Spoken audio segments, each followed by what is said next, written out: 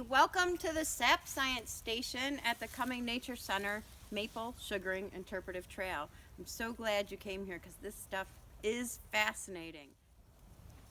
There's a lot to learn just about trees themselves. There's still a lot about trees that we still don't understand, but there's some really cool stuff that we are understanding. And one of the most basics is, how do you identify a sugar maple tree from a red maple tree during the time of year when you want to know?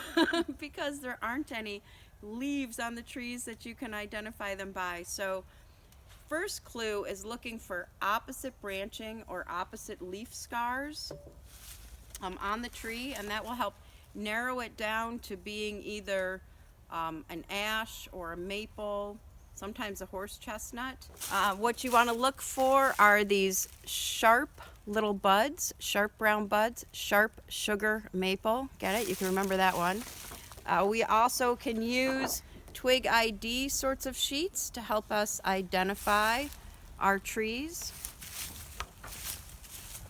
And it's really fun to learn to identify trees in the winter, as well as just learning a little bit more about what is sap to begin with. So how does the sap start flowing in the springtime?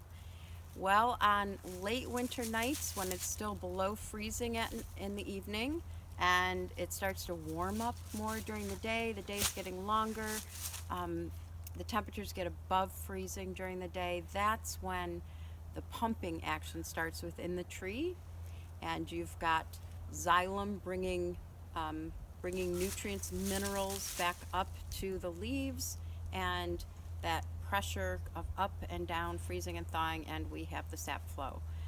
So why sugar maples? Why are they the ones that we want to tap for syrup?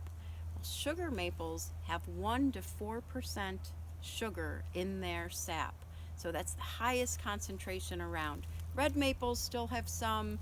There's a little bit of concentrated sugars in like shagbark hickory and some of the others in the maple family, but sugar maples are the best. One sugar maple tree can yield about 10 gallons of sap through the sugaring season, which sounds really, really impressive, and it is. Again, we're only using about 10% of what the tree needs, but it takes 30 to 40 gallons of maple sap to make 1 gallon of maple syrup. So that's pretty sweet.